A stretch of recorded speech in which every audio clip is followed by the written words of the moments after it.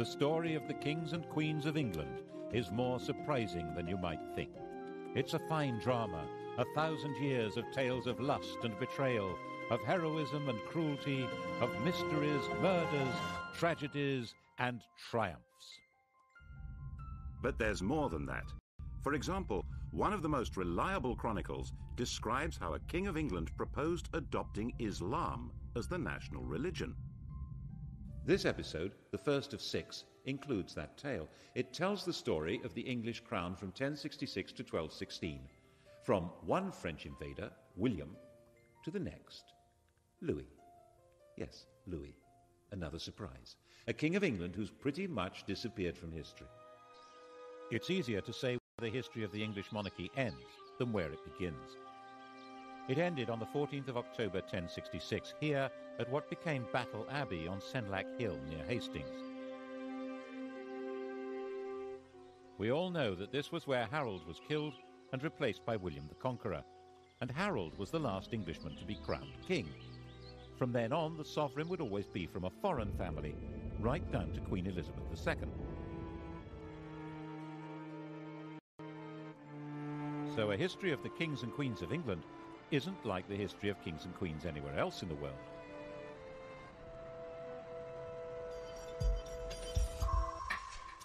What happened here on that October day started a completely new history, which is why it's the one date in history that everybody knows. 1066. The story of that day was spelled out in a strip cartoon, Bayeux tapestry, probably stitched for William's brother Odo. Here's our hero's first appearance in the story. That's William, Duke of Normandy, about 37 years old in 1064. He's being told that Harold Godwinson, Earl of Wessex at the time, has been shipwrecked on the French coast. One of these guys is Godwinson. I think it's the chap with the handlebar moustache. He's about 6 years older than William and the most powerful man in England after King Edward. These are both pretty hard men, survivors in a very tough world.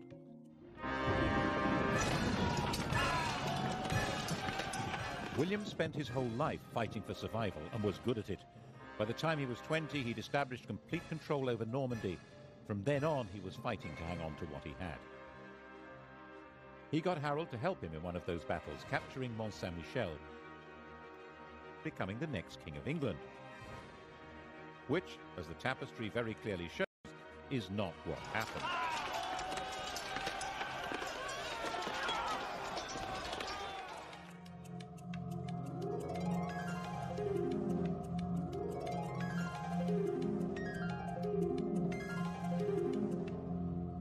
When old King Edward died, Harold, as we all know, had himself crowned instead.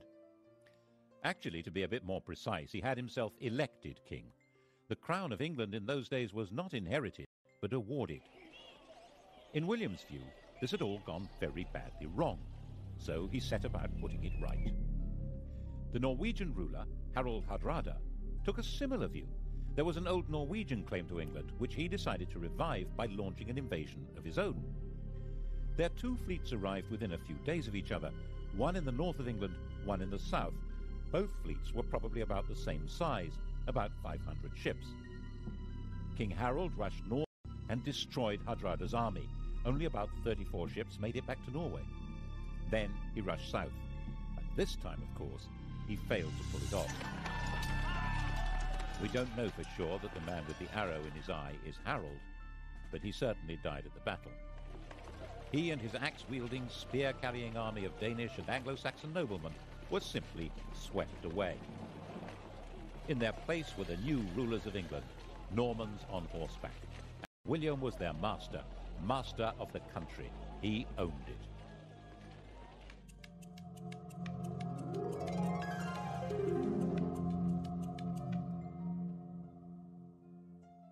He was not an elected king.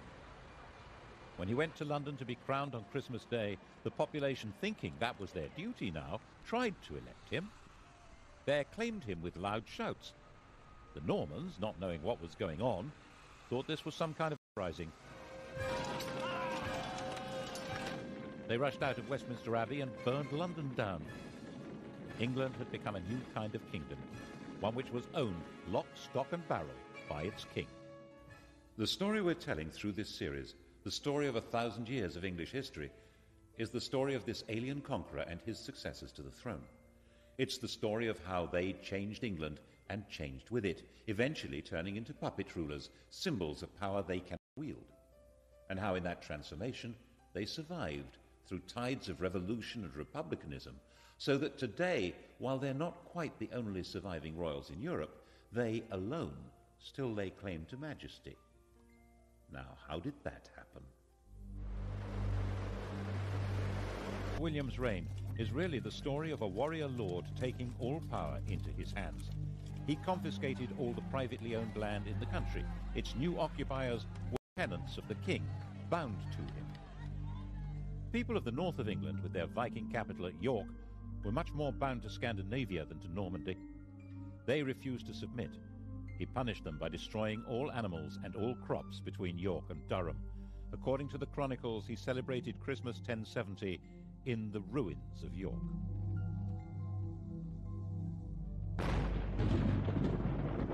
The inhabitants were reduced to starvation, even cannibalism.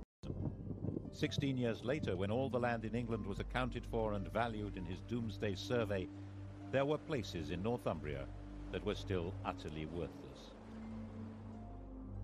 The church, too, was made Norman, and old Anglo-Saxon ways crushed. At Glastonbury, archers were stationed inside the abbey, and orders given that the old chants should be replaced by new ones from France. 21 monks were shot, and yet there were limits to his power. A few thousand Normans, most of them not even understanding the language of their new country, couldn't run the place. They needed the English to keep everything working, and William understood that perfectly well. His coronation, he made an oath to uphold the laws of King Edward, to uphold good law and renounce bad. The old courts would continue to function, and old traditions would normally be respected. This oath would become fundamental to the coronation of any king. The question, though, would be who got to wear the crown?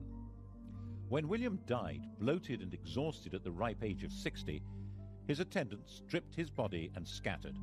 What mattered now was who would hold the land he'd conquered, and how.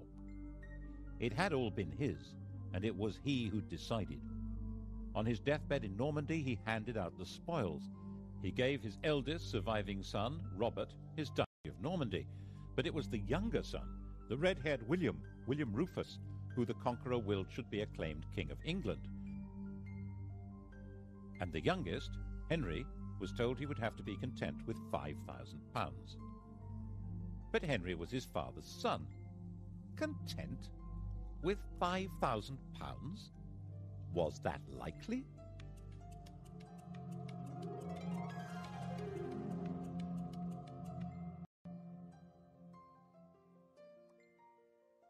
The key to the plotting that followed was that, of course, none of the brothers was content. Henry stirred the brew of resentment that made Robert try to take the kingdom of England from William, and aids weakening them both. Eventually, Robert, tiring of the whole struggle, decided it would be more satisfying to fight Saracens than his brothers, and went off on crusade. William was now secure and powerful, and Henry changed his policy. He was now William Rufus's very best friend. The Bishop of Lincoln later said that when Henry praised anyone, he was sure to be plotting that person's destruction. It does seem as though Henry concentrated on quietly stirring up discontent among churchmen and barons in England, which was not hard, as William Rufus needed their money and had little to offer in return, except to give to some what he'd taken from others. And besides, William Rufus wasn't their kind of chap. He didn't marry, he had no children, and as one chronicle puts it, all things that are loathsome to God and to earnest men were customary in this land in his time. And therefore he was loathsome to well-nigh all his people, and abominable to God. Which is, of course, homophobic chronicles speak for being gay. On the 2nd of August, in the year 1100, both William and Henry were hunting separately in the New Forest. It was the last day of William Rufus's life. No one knows who fired the arrow that ended the reign of William Rufus. his companion Tyrrell immediately fled, and disappeared abroad. William's body was abandoned where it lay, at a spot still marked by this stone. The next day, local peasants took it in a cart to Winchester. Henry had arrived before them. Winchester was where the royal treasure was kept.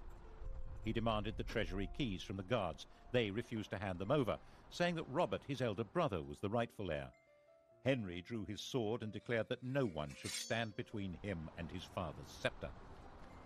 Resistance collapsed, and when the peasants arrived with their cart, the lords of England were busy electing Henry as their king, the first elected ruler of England since Harold Godwinson.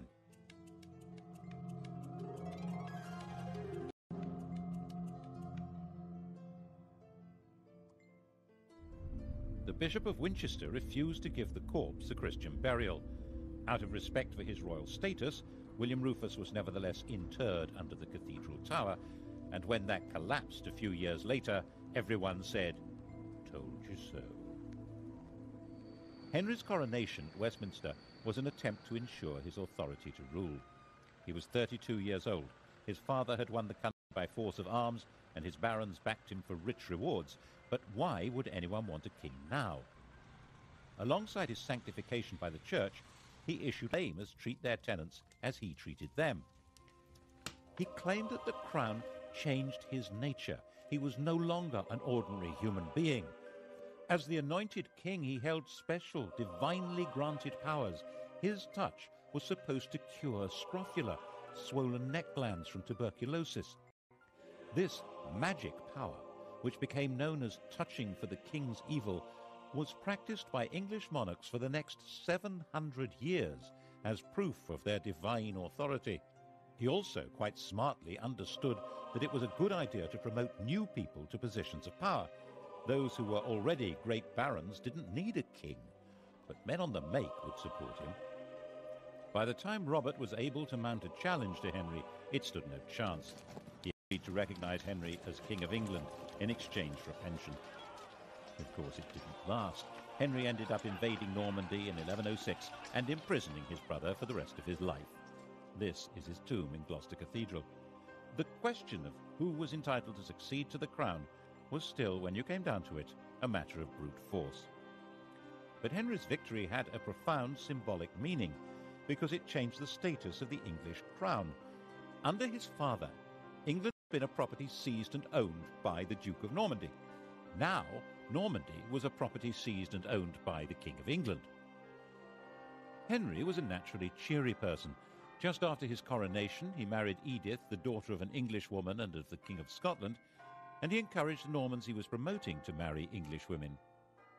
The great barons regarded this with contempt and referred to their king and queen as Godric and Godiva, a style statement which roughly translates as Sid and Gladys.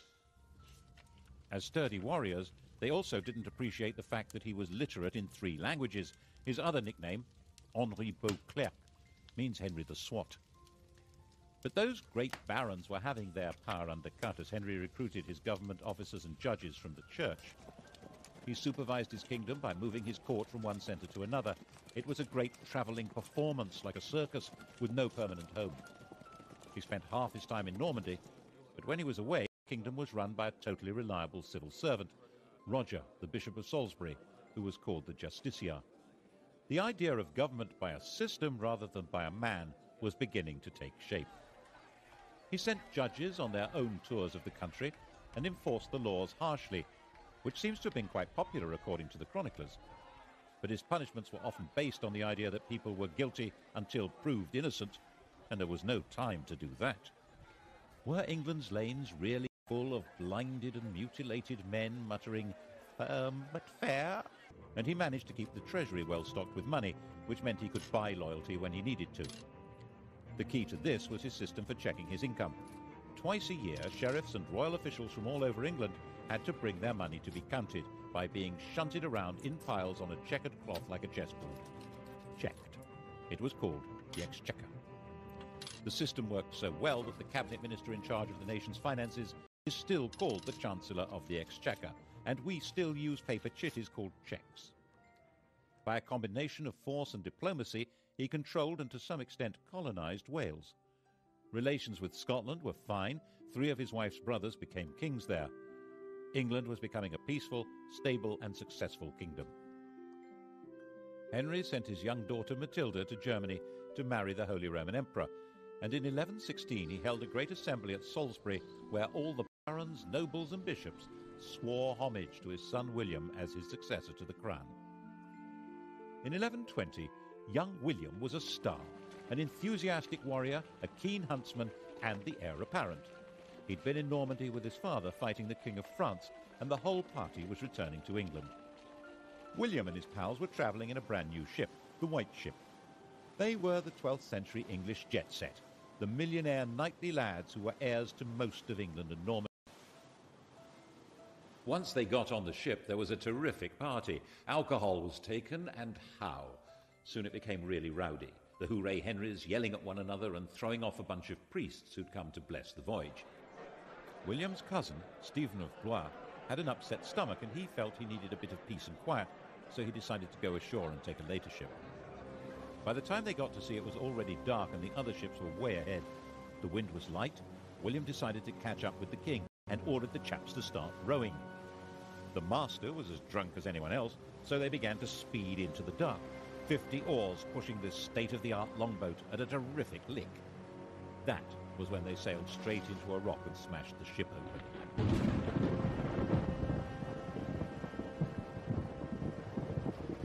The rock off Barfleur was a well-known hazard to navigation. The cries of the drowning company were heard on shore and on the king's ship.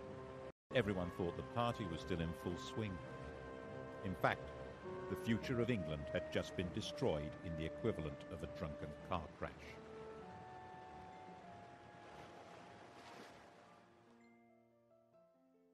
It's said that Henry never smiled again. You can see why. 6 years after the fatal crash, not knowing what else to do, Henry obliged the barons, nobles and bishops of England to swear fealty to his daughter Matilda as his successor. No woman had ever ruled in her own right in either England or Normandy. Her husband, the Emperor, was dead, but for strategic reasons he had Matilda marry the son of the Count of Anjou. This was not a family with a power base in England. Henry's sleep was filled with nightmares of peasants and barons complaining that he'd failed them all. And then Henry went and died of a surfeit of lampreys. How does that happen? A lamprey is a parasitic fish that looks as if it belongs in a bush tucker trial. Henry loved them. His doctor had put him on a diet that involved not eating lampreys, and he got a fever and died after ignoring the advice. And the doctor said, as doctors do, "I warned him." By the time Henry died in 1135, it was all falling apart. He was 67 years old, and he'd gone a long way towards defining the job of a King of England. But the fundamental problem, who was entitled to that job, had still not been solved.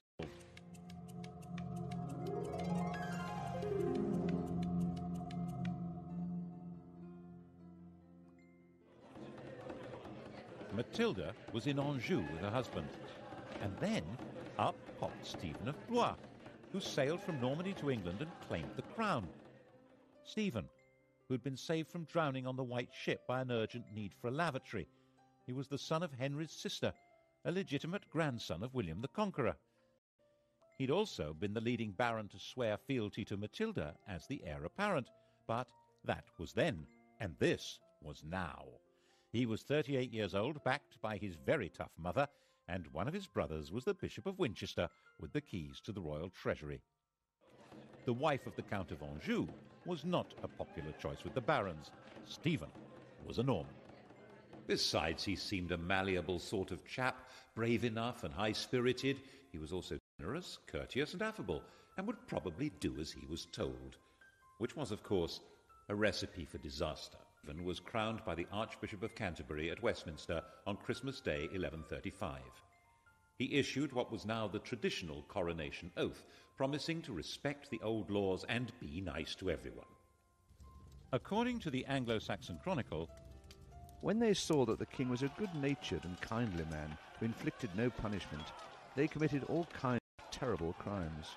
All had done homage and sworn oaths of fealty, but none were kept. Meanwhile, Matilda was enraged and, of course, had her own supporters. England was moving rapidly to civil war. Stephen was insecure. He surrounded himself with people from near Blois, Flemings, which didn't go down well with the barons. He bought loyalty until it... By the time Matilda landed to claim her throne in 1141, Stephen was trying to put down rebellion after rebellion. He was a brave, even ferocious fighter, but his support melted away, and he was captured in a battle at Lincoln. Stephen was Matilda's prisoner. A church council declared that he was deposed by the manifest judgment of God and recognized Matilda as queen. Matilda proceeded to Westminster and was all set to be crowned. And then something went peculiarly wrong. Something that carries an extraordinarily clear message about the job of being the monarch of England. All Matilda's understanding of monarchy had been learned in Germany, where she'd been empress since she was 12 years old. She had been popular and successful there. After the emperor's death, when Henry I had brought her back to England, some German princes of the empire followed her to demand her back as their sovereign. But the sovereignty she had learned was absolute power. The emperor's will was law. The only possible higher law was the church. That was not how it worked in England. Even the conqueror had promised at his coronation to respect the laws of England. But Matilda flatly refused. She didn't need a coronation to be queen. In her view, she already was. She behaved imperiously, which might mean magnificently in German, but meant intolerably in English. And when the citizens of London petitioned her for a renewal of King Edward's laws, she not only refused to listen, but demanded a heavy tax from them. So they threw her out. Stephen was released from prison and resumed his battered kingship. In fact, he had a second coronation. Matilda roamed around the Midlands and the West Country fighting for a throne that she was entitled to, but could never have. In 1143, just before Christmas, Stephen finally had her trapped and starving in Oxford Castle. But unbelievably, Matilda and 3 knights got away. It had snowed, and that night, dressed entirely in white, they dropped over the walls to the frozen water below. They moved, silent and invisible in the fresh snow, right through Stephen's camp. It was another 5 years before Matilda gave up and returned to Normandy. But she simply handed the torch to her son Henry, who came to England when he was 16 to carry on the struggle. And so the fighting went on, year after year. The country was in effect without law and without government. As the Anglo-Saxon Chronicle said, Castles were filled with devils and evil men. Christ and all his saints were asleep. Stephen naturally intended his own son Eustace to succeed him, but in 1153 both Eustace and Nuff. At the end of the year, Stephen and Henry rode together into London. There the king proclaimed a new foundation for the kingdom. Henry was now his own adopted son and would be his successor as King of England. Although Stephen would remain king for life, Henry would take over the government immediately.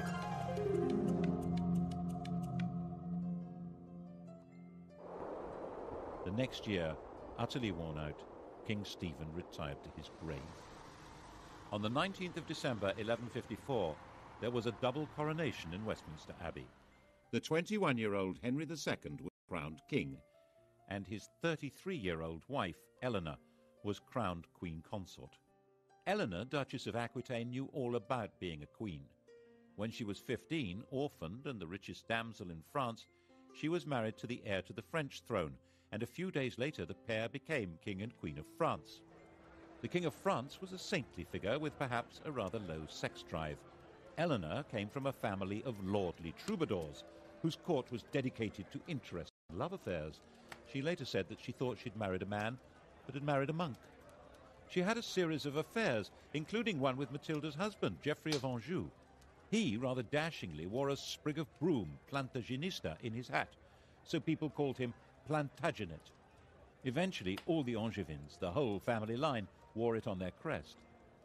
She then had an affair with Geoffrey's son, the attractive young Henry, a bright, well-educated athlete with vitality, intelligence, freckles, money. According to a contemporary chronicler, Henry's father had warned his son off her, saying that she'd been his lover, and she was the wife of Henry's overlord. Henry was Duke of Normandy.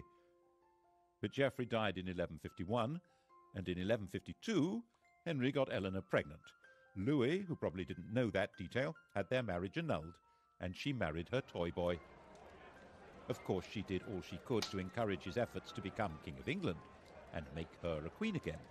The coronation of 1154 must have been most satisfying for her. He didn't make his mother's mistake of claiming to be above the law. Instead, maintaining proper form, he issued a charter confirming all the liberties that were in force under his grandfather, Henry I. The combination of his lands and Eleanor's meant that this King of England ruled more than half of France, though as the vassal of the French king. It would have been too much for almost anyone. But Henry was a man of extraordinary restless energy, who travelled vigorously around his realms and would order his court to hit the road with no notice whatever. He got England up and running with astonishing speed.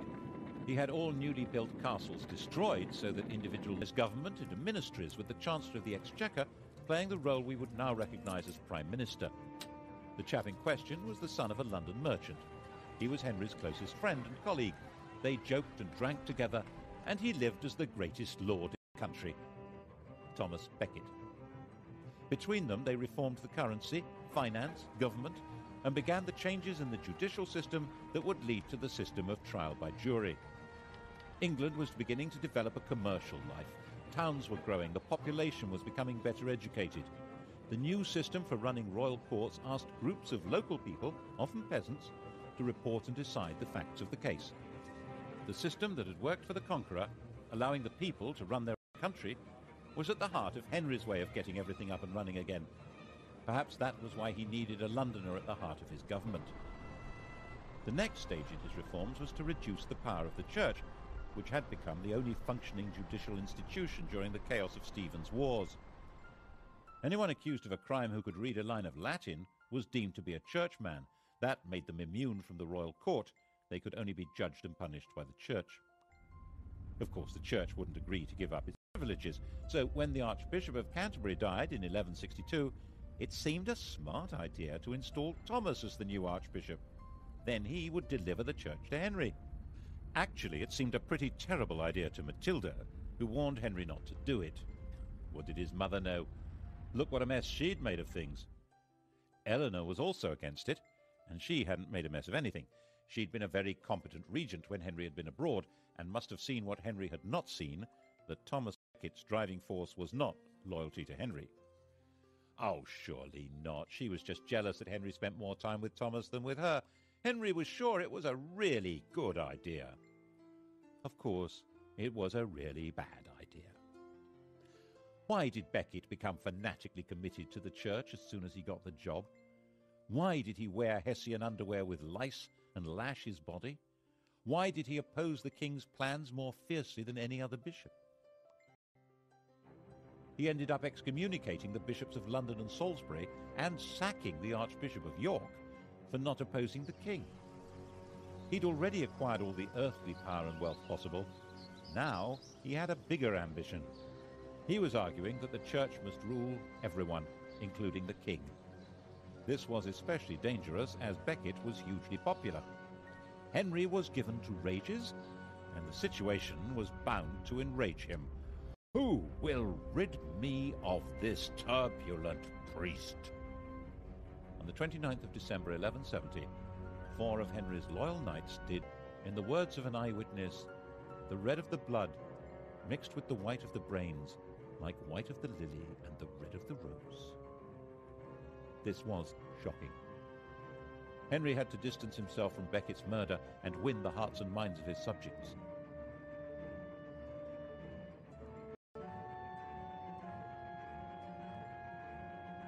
Becket was immediately the most popular martyr in the country. 100,000 pilgrims flocked to the site of his death. He would obviously be made a saint as soon as possible. The danger, of course, was that the Pope would excommunicate Henry and pronounce an anathema against him as the murderer of England's primate. The population would turn against him in England, and the King of France would seize his vast lands across the Channel. Henry immediately fasted, went into extravagant mourning, and then did penance. Prostrating himself before the Canterbury altar, he was publicly lashed by a monk. It worked. He saved his kingdom from the Pope. Saving it from Eleanor was much more difficult. Eleanor and Henry had drifted apart, partly because of his love affairs and partly because she feared that Henry's adventure with Becket threatened her own beloved Aquitaine. She had gone back there. She set up her own court, the Court of Love, and that was where she raised her sons as romantic warriors and plotted against him. Henry imprisoned her there for 16 years, but her plots continued unabated. She supported her older sons in rebellion against Henry, trying not only to ensure her control over her own lands, but to take over from him. The only one who remained loyal was John, the youngest. In 1189, the oldest surviving son, Richard, inflicted a major defeat on his father. Henry met Richard near the Loire to arrange peace terms, but when they publicly embraced, Henry quietly growled, "May the Lord spare me until I've taken vengeance on you." The second had been defeated in battle by his own eldest surviving son, Richard. Only one of his sons had remained loyal, the youngest, John. Back in his own chateau, Henry asked for all Richard's supporters to be read out. The first name on the list was John's. Henry was heartbroken. He died in delirium a few days later.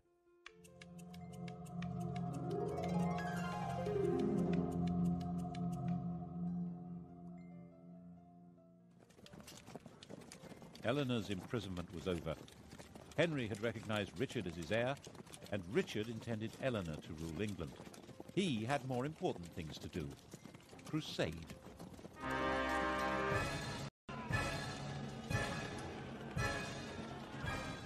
Eleanor had been a feudal army, and now the Saracens had reconquered Jerusalem. Richard the Romantic, Richard the Lionheart, was a totally fearless warrior whose whole upbringing had been based on Eleanor's idea of chivalry. Poet and swordsman, Christian knight and tournament hero, a handsome and dashing leader of armies, Richard tried to live out the fantasy life of one of the heroes of Arthurian literature from the stories told and sung in the Court of Love. He came to London for his coronation, but only so that he could collect the funds to pay for his great crusade to recover Jerusalem from Saladin. He went off on his crusade, declaring that he would sell London if he could find a buyer. The crusade itself, the Third Crusade, was a sequence of great heroic and daring actions that completely failed to conquer Jerusalem, associated with bursts of extreme brutality. Saladin quite rightly pointed out that while Richard might be able to get an army into the city, if he wanted to hold on to it, he would have to spend the rest of his life there. The two men never met, but they fascinated and respected each other. When Richard was ill, Saladin sent his doctor. The final truce ensured that Christian pilgrims would be free to visit the Holy City. But that had actually been Saladin's policy before the crusade even began. Richard typically decided to make the journey home in 1192 into an adventure, travelling alone and in disguise. That was how he got captured and ended up imprisoned by Duke Leopold of Austria, a man he'd repeatedly insulted during the crusade. The King of England had been found in an inn in Vienna, unconvincingly disguised as a kitchen knave. The ransom Leopold demanded was £100,000, about 8 years' income to the Exchequer. Richard's recklessness was crippling for the kingdom and eventually fatal for him. As a storybook hero, he always seems to have expected a happy ending and would sometimes even forget to put on armor. That was how he got killed in the end, taking a stupid chance at an unimportant siege in 1199. A crossbow bolt wound became infected. While he was dying, the man who'd loosed the shot was captured and delivered to him, and Richard carried on behaving as though he was in a storybook, making a great gesture of releasing the man and giving him money. Richard had no heir. He named his brother, the 32-year-old John, as his successor. Richard, aged 41, died in his mother's arms, England's hero king, who detested the country and had spent 6 months of his reign there.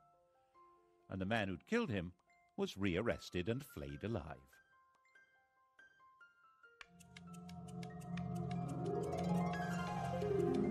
Brother John was never meant to be king.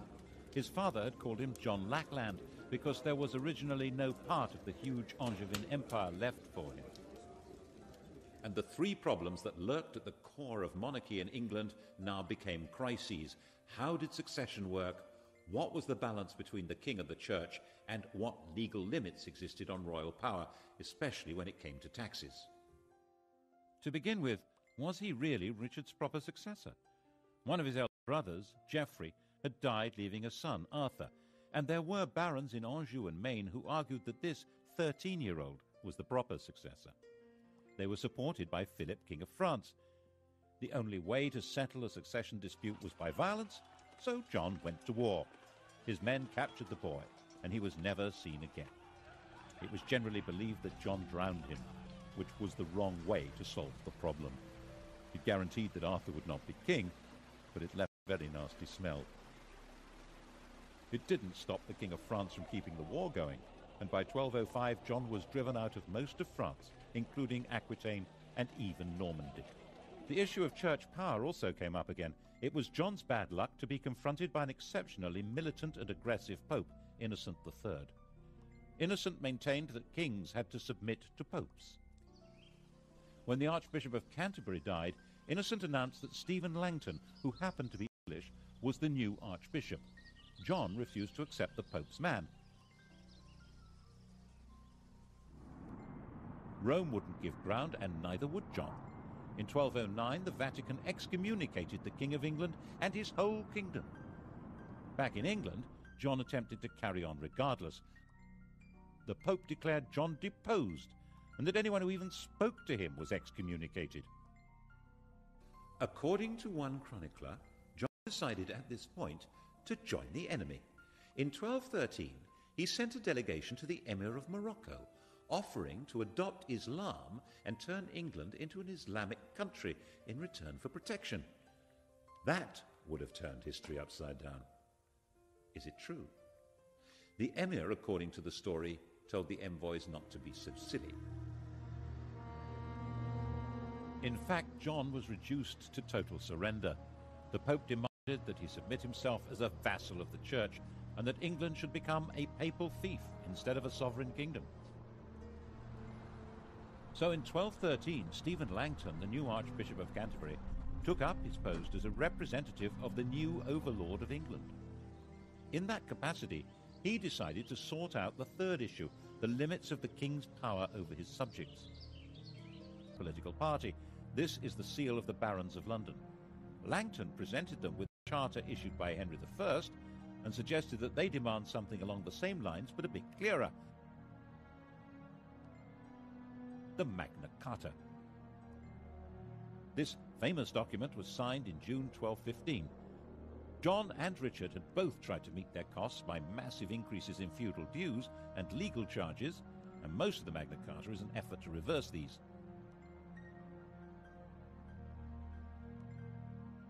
But there are also other clauses that show that Langton and the barons thought that laws must bind the king himself as well as everyone else. There was a notion of proper kingship in England, and the Magna Carta tried to spell out what that meant. If Langton had not been an Englishman, the Magna Carta would probably have looked very different. And it was certainly incomprehensible to Pope Innocent, who saw it as a baffling and immoral limitation on the absolute power of the feudal Lord of England, who was, of course, himself. So Innocent issued a papal bull excommunicating anyone who stood by or tried to carry out Magna Carta, and Stephen Langton found himself suspended from his job and recalled to Rome. And John marched through England at the head of an army composed largely of foreign troops, crushing the barons and destroying their property. And that's why the barons went to France and got a new king of their own, Louis, the son of the King of France.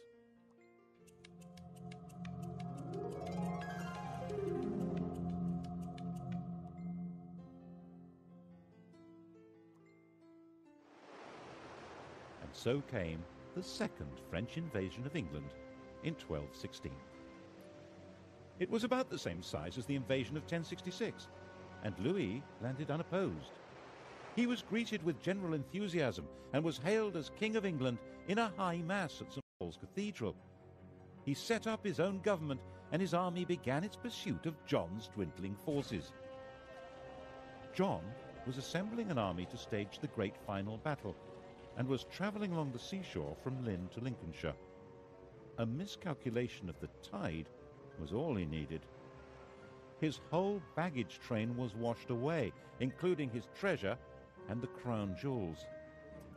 Distraught, broken, he made his way to an abbey at Swineshead, where he was comforted with the monk's latest experiment in beer making, which seems to have brought on dysentery, fever, and death. Louis I and last, the king no one's ever heard of, now controlled most of the country, but the story...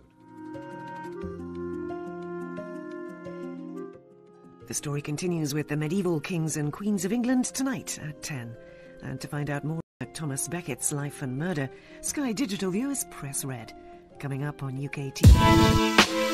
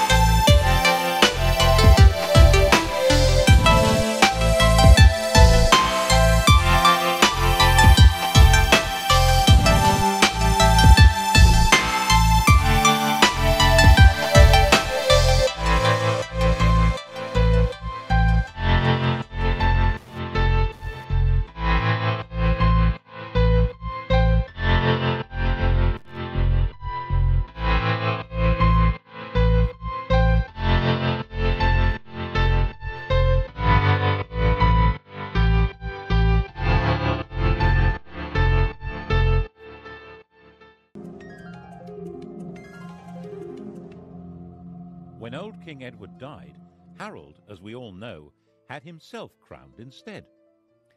Actually, to be a bit more precise, he had himself elected king. The crown of England in those days was not inherited, but awarded. In William's view, this had all gone very badly wrong, so he set about putting it right. The Norwegian ruler, Harald Hardrada, took a similar view. There was an old Norwegian claim to England, which he decided to revive by launching an invasion of his own. Their two fleets arrived within a few days of each other, one in the north of England, one in the south. Both fleets were probably about the same size, about 500 ships. King Harold rushed north and destroyed Hardrada's army. Only about 34 ships made it back to Norway. Then he rushed south. And this time, of course, he failed to pull it off. We don't know for sure that the man with the arrow in his eye is Harold, but he certainly died at the battle. He and his axe-wielding, spear-carrying army of Danish and Anglo-Saxon noblemen were simply swept away. In their place were the new rulers of England, Normans on horseback.